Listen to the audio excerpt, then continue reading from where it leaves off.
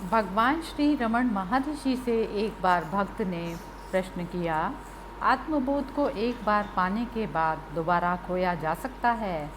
इस पर भगवान कहते हैं, बोध को स्थिर होने में समय लगता है। निश्चित तौर पर आत्म तो सबके प्रत्यक्ष अनुभव में है, परंतु उस रूप में नहीं है जिस रूप में लोग इसके होने की कल्पना करते हैं। यही कहा जा सकता है कि यह जो है सो है। जिस तरह मंत्रोच्चार और अन्य साधनों की मदद से किसी जलते हुए व्यक्ति की अग्नि से रक्षा की जा सकती है, अन्यथा यह उसे जला देती। इसलिए वासना, भीतरी प्रवृत्ति जिसके अनुसार हम किसी चीज़ को स्वीकारते हैं और किसी दूसरी चीज़ का त्याग करते हैं, भी आत्मा को ढक सकती है, जबकि यह पूरी तरह से स्पष्ट होती है। वासनाओं के उतार चढ़ाव की वजह से आत्मा को स्थिर होने में समय लगता है।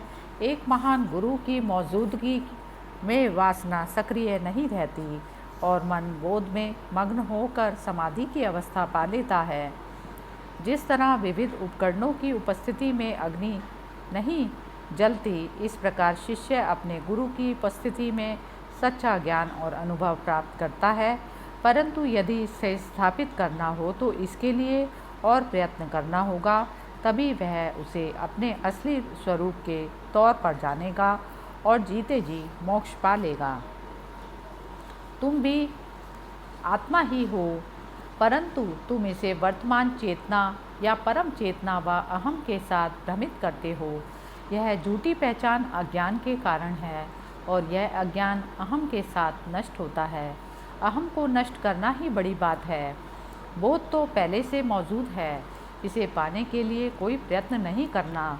यह कोई बाहरी चीज़ नहीं या कुछ ऐसा नहीं जिसे पाना होगा। यह सदा से सर्वव्यापी यहीं और अभी है। भक्त ने पूछा, बोध या ज्ञान पाने के लिए अनिवार्य गुण विकसित करने की बजाय यह तरीका कहीं अधिक कारगर दिखता है। इस पर भगवान कहते हैं, जी सारे दुर्गुण अहम के आसपास चक्कर काटते हैं। जब अहम नहीं रहेगा तो आप सहज भाव से बोध या ज्ञान पा लेंगे। भक्त पूछता है, अति मानव के पास क्या शक्तियाँ होती हैं? भगवान कहते हैं, भले ही शक्तियाँ उच्च हों या निम्न, भले ही वे मन की हों या अति मन की, वे केवल तभी अस्तित्व रखती हैं जो उन्हें पाने वाले के संदर्भ में होता है। यह पता करो कि वह कौन है।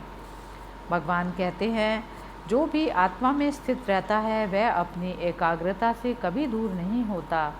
यदि वह उस अवस्था से दूर होता है तो मन द्वारा संग्रह किए गए कई प्रकार के दृश्य दिखाई दे सकते हैं, परंतु व्यक्तियों को इनसे भ्रमित नहीं होना चाहिए। इनमें प्रकाश या अंतरिक्ष, नाद या सुनी जा सकने वाली सूक्ष्म ध्वनि को शामिल किया जाता है। अपने भीतरी या बाहर तौर पर ईश्वर के भी दर्शन हो सकते हैं, मानो वे कोई वस्तुनिष्ठ यथार्थ रखते हों। इनमें से किसी भी चीज़ को असली मानने की भूल ना करें। अगर ज्ञान या बुद्धि के आधार पर इन दर्शनों की व्याख्या करें तो ये एक झूठ या भ्रम से अधिक नहीं हैं। ये किसी भी दशा में असली हो नहीं सकते। ऐसे मूर्ख व्यक्ति भी होते हैं जिन्हें यह अनुभूति नहीं कि वे स्वयं दिव्य शक्ति से संचालित हैं। वे अपने लिए अति प्राकृतिक सिद्धियों को पाना चाहते हैं। वे उस पंगु व्यक्ति की तरह हैं जो कहता है कि यदि कोई मुझे मेरे पैरों पर खड़ा कर दे तो मैं शत्रु का सफाया कर सकता हूँ। मोक्ष के साथ ही स्थायी शांति मिलती है। अपने मन को सिद्धियों की ओर लगाने वाले मन की गतिविधियों के साथ मोक्ष पाने की अपेक्षा कैसे रख सकते हैं? यदि मोक्ष के परमानंद में मग्न हो, तभी मन की व्याकुलता को नष्ट किया जा सकता है।